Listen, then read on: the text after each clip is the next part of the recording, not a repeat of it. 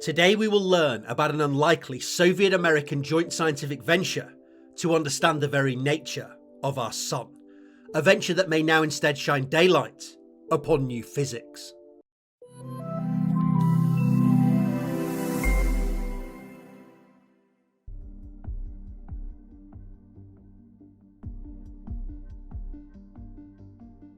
Before the fall of the Berlin Wall in 1989, at the very height of the Cold War, a little-known Soviet-American particle physics experiment created an unlikely scientific alliance between two jostling superpowers. The project saw the cream of Russia's theoretical physicists align with funding and technological support from the infamous American lab of Los Alamos to create SAGE, the Soviet-American gallium experiment. SAGE was constructed at the Baksan Neutrino Observatory, a neutrino physics facility built in the 1960s and 1970s inside a mountain in Russia's Baksan Valley, about 3 miles from the Georgian border. The 13,000-foot tall Mount Andrichi shields the 2-kilometer deep underground facility from cosmic rays and other sources of noise, allowing precise neutrino experiments to take place. A nearby residential area, dubbed Neutrino Village, housed the families of the scientists who worked at the observatory, as well as visiting foreign collaborators.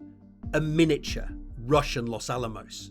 SAGE consisted of a massive tank of 57 tons of gallium, a precious metal liquid at room temperature, and was designed to investigate the solar neutrino problem, a measured deficit of neutrinos streaming from the Sun compared to theoretical predictions. When electron neutrinos produced and emitted by the Sun flood through gallium, they occasionally interact with the gallium nucleus, converting a neutron into a proton and converting the gallium into germanium, a process known as inverse beta decay. By measuring the amount of germanium produced in a certain time and comparing it to that expected based on the physics of neutrino interactions with gallium and models of solar neutrino production, physicists hope to get a handle on the discrepancy between their theories of the Sun and empirical data. The SAGE experiment began in 1989 and continued for more than 20 years, despite political interference and even attempts by the Russian government to sell its precious gallium. The solar neutrino problem was eventually explained by neutrino oscillations, the ability of electron neutrinos emitted by the Sun to oscillate into 2 other flavors of neutrino as they travel, and hence evade our detection efforts. This discovery, using data from the Sudbury Neutrino Observatory in Canada and Super Kamiokande in Japan, led to Arthur MacDonald and Takaaki Kajita being awarded the Nobel Prize in Physics in 2015. That might have dampened the interest in SAGE and relegated it to the role of a cross-checking experiment. However, that was not to be SAGE's fate, as during the operation of SAGE, another intriguing anomaly was found. An anomaly that goes unexplained to this very day. An anomaly that may point to new physics, new particles, and even a potential explanation for a significant fraction of the dark matter that appears to pervade our universe. This mysterious anomaly is known simply as the Gallium Anomaly, and it refuses to go away. So what is it? In the mid-1990s, researchers tweaked the SAGE experiment to run experimental cross-checks. Instead of looking to capture neutrinos streaming from the Sun, they placed a radioactive sample of chromium-51 directly inside a vat of liquid gallium. Chromium-51 is a radioactive isotope of chromium and decays, blasting out electron neutrinos with very similar energies to solar neutrinos produced by beryllium-7 decays, but with far higher fluxes. These neutrinos interact with gallium and convert it to germanium, just as solar neutrinos do. Therefore, chromium-51 samples make for ideal cross-checks on the experimental procedure of SAGE. Gallium is chosen as a detection material in these experiments, as it has a very low energy threshold for this conversion. The germanium produced is also unstable and decays away via electron capture with a characteristic half-life of roughly 11.5 days. Therefore, the amount of germanium produced in the gallium can be determined from extracting the gallium and measuring its radioactivity in small proportional counters over a period of a month or more. The goal of this tweak in experimental operation was to run a cross-check of the solar neutrino experiment, Scientists knew the activity of the radioactive chromium-51 source, and hence exactly how many neutrinos it was firing out in a given time period. Given this knowledge and an understanding of the standard model mediated interactions of neutrinos with gallium nuclei, they were able to predict exactly how much germanium the radioactive sources should produce when left in the gallium tank for a set period of time. Sage scientists hoped to check the solidity of their scientific methodology and nail a prediction in a strongly controlled environment. However, that did not occur. Instead, something very strange did. When the scientists filtered the gallium using proportional counters, an arduous month-long process, determined the amount of germanium produced and compared it to their theoretical calculations, they found that Sage generated roughly 20% less germanium than expected. This came as a shock, but the particle physics community suspected a simplistic explanation, a systematic error in the experimental setup, a flaw in the theoretical predictions, an unlikely but very possible statistical fluctuation perhaps. However, in 1991, a similar experiment called GALEX began at the Gran Sasso National Laboratories near L'Aquila, Italy. GALEX observed the very same dearth of germanium production. Something more was going on, and it now had a name: the Gallium Anomaly. Again, most in the community did little more than raise an eyebrow and expect the anomaly to go away with further work, cross-checks and higher statistics. However, in 2014, the Baksan laboratory conducted a follow-up experiment to confirm or dispel this puzzling discrepancy. The Baksan experiment on sterile transitions, or BEST, used 2 gallium chambers instead of 1 to determine whether the anomaly could be explained by the distance between the radioactive neutrino-emitting material and the gallium. BEST was constructed to resolve mounting tension. Instead, both chambers continuously observed a shortfall of germanium production relative to theoretical predictions. They made the matter worse. Repeated experimental results from BEST, some as recent as 2022, have consistently shown the gallium anomaly. It still cannot be explained to this day. The obvious follow-up question is why? What could be causing this intransigent gallium anomaly? Well, many explanations have been suggested, but none have held up yet. The neutrino physics community suggested that the half-life of the germanium-71 created in the experiment could be longer than the value of 11.43 days, measured in 1985. Since the same weak interaction, just essentially in reverse, and the same fundamental constants control both the germanium-71's decay rate and the rate at which gallium captures neutrinos to produce that germanium, a longer germanium-71 half-life would imply a lower rate of neutrino capture, and hence a lower rate of germanium production. Such a discrepancy could explain the lack of germanium production, and hence the gallium anomaly. In late May of this year, physicists published a reinvestigation of the half-life of germanium-71 using a nuclear reactor at the McClellan Nuclear Research Center at the University of California, Davis. The physicists irradiated a very pure sample of germanium material producing germanium-71, and then measured the activity of the samples over a period of about 80 days to see how long it took the germanium-71 atoms to decay. Their measurements indicated a half-life of 11.468 days, extremely close to the 1985 measurement, and sufficient to rule out the half-life of germanium-71 as the explanation for the gallium anomaly. This was not the solution. Another potential explanation for the anomaly was that physicists had simply miscalculated the probability of neutrinos interacting with gallium within the framework of the standard model of particle physics. This was just a theory or maths error. However, in September 2023, further work to refine the precision of the cross-section for neutrino capture by gallium was led by Wick Haxton, a theoretical physicist at Berkeley. Haxton's work predicted exactly the same rate of germanium production as anticipated by previous work. Again, this was not the solution to the gallium anomaly. That leaves physicists in a very awkward position. Either there is still some unknown uncertainty that continues to plague gallium neutrino detection experiments, or something very weird is going on with neutrinos.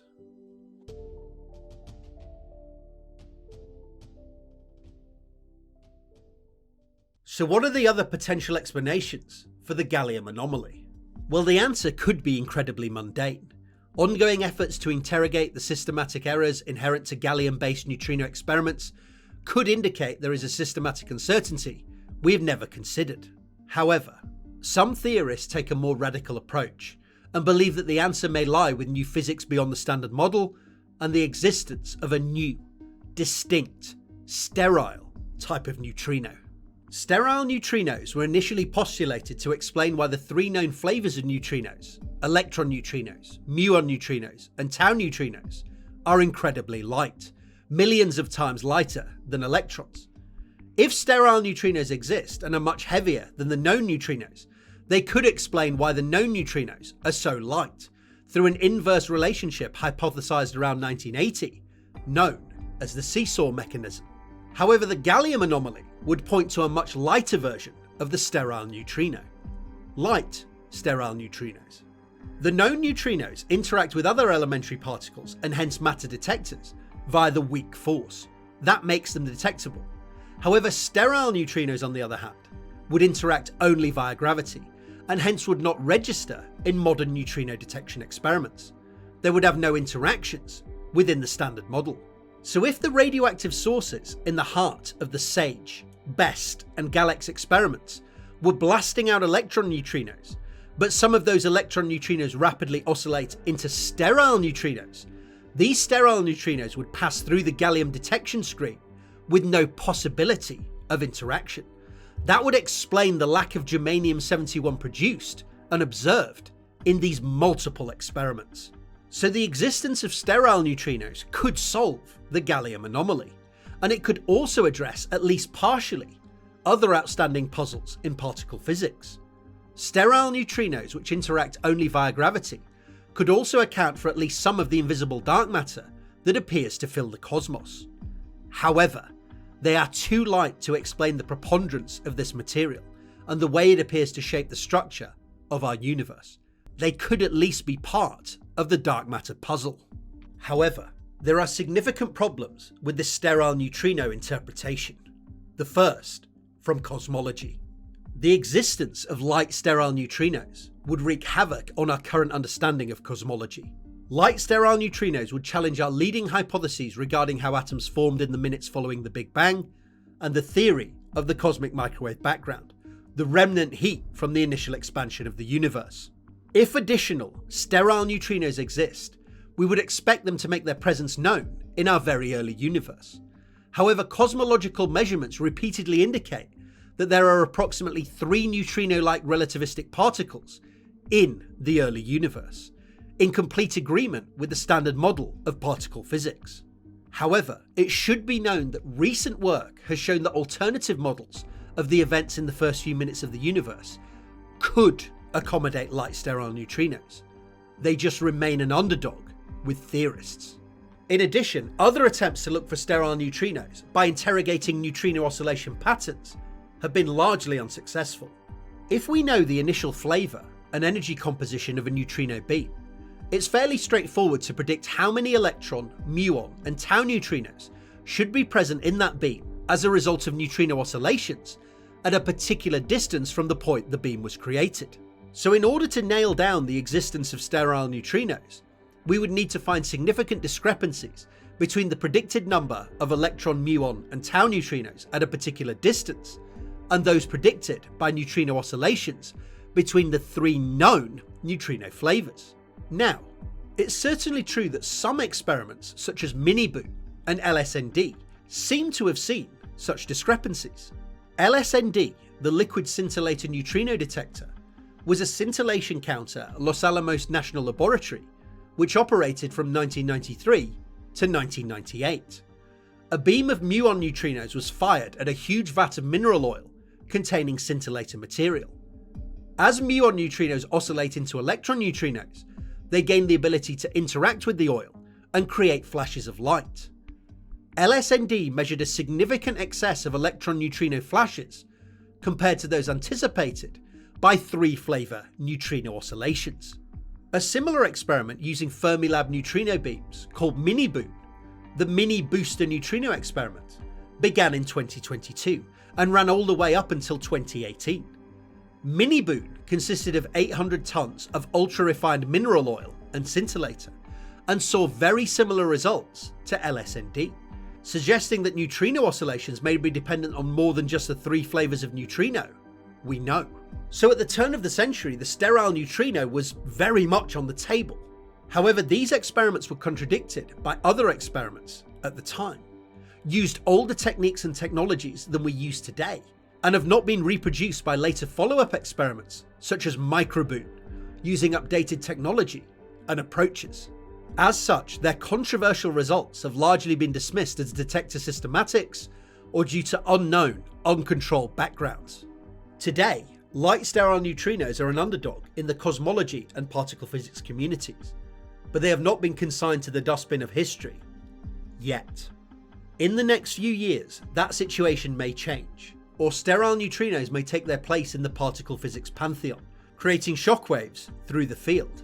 For now, the underlying cause of the Gallium Anomaly and other aberrant neutrino measurements remains stubbornly elusive.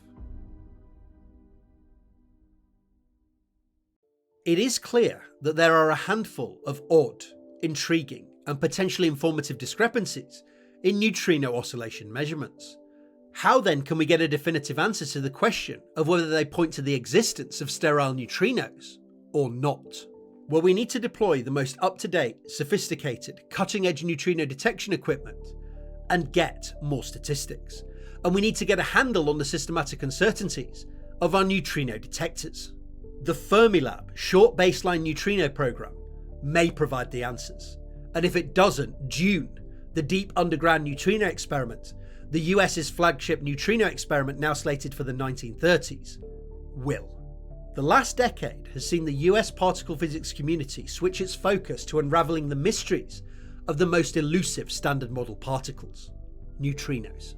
The Short Baseline Neutrino Program at Fermilab will seek to probe neutrino oscillations with phenomenal precision.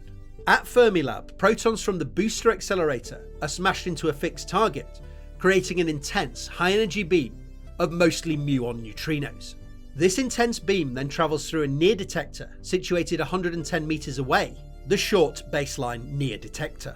This liquid argon neutrino detector will precisely measure the relative flavor composition of the neutrino beam, the fraction of electron, muon, and tau neutrinos within it, as these different neutrinos produce different tracks when they interact with the matter detector. The beam then passes through a second far detector named Icarus, 600 meters from the creation point of the beam. Icarus uses the exact same liquid argon detection technology and again measures the composition of the beam, but this time after it's traveled an additional 500 meters and the initial muon neutrinos have had more chance to oscillate into mostly electron neutrinos. Given that the Fermilab proton beams can create incredibly intense and energetic neutrino beams, and the fact that both detectors are close to the creation point of those neutrino beams, the Short Baseline Neutrino Program at Fermilab should be able to capture 20 to 30 times more neutrino-argon interactions than have been captured in experiments to date. This will allow the program to capture incredibly precise measurements of neutrino oscillation and determine whether the predictions of three-flavor neutrino oscillation hold up or fall down under high statistics scrutiny. Since both the near and far detectors of the Fermilab program also use similar liquid argon detection technologies, any systematics and instrumental effects distorting our neutrino oscillation results should cancel out, something that was not the case for earlier experiments such as LSND and Mini-Boon. The Short Baseline Neutrino Program is currently taking its first data after a decade of planning, prototyping, and construction. If the predictions of three-flavor neutrino oscillation fall flat, it will breathe life into the sterile neutrino hypothesis.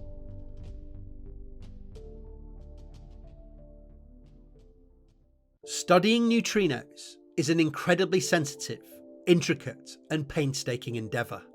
History has taught us that when we observe these standard model poltergeists behaving in unexpected ways, we should be slow to jump to the exciting explanation of new, groundbreaking and revolutionary physics, especially when the evidence base is fuzzy, contradictory and evolving, and more mundane possibilities remain on the table. The field of precision neutrino physics is still relatively young. Systematic uncertainties in our detectors can still surprise us. Sometimes anomalies are not quite as revelatory as they first appear.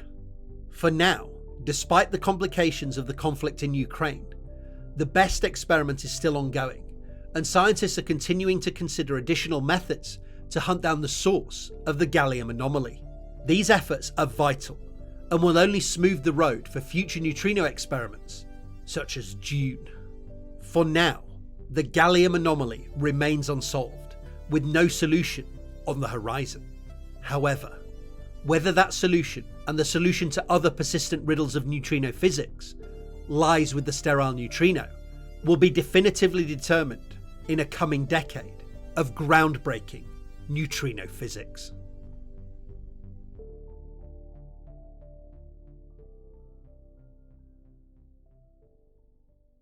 I want to know what you think, because you're the scholars of enlightenment that I do this for. So please take a moment, if you wish, to let me know down in the comment section. And if you like this video, please consider leaving a like, subscribing, setting up notifications, and sharing this video more widely. I can't tell you how much these simple actions help me out and how much I'd appreciate it. Thanks for watching. Thanks for being scientific. Thanks for being bad.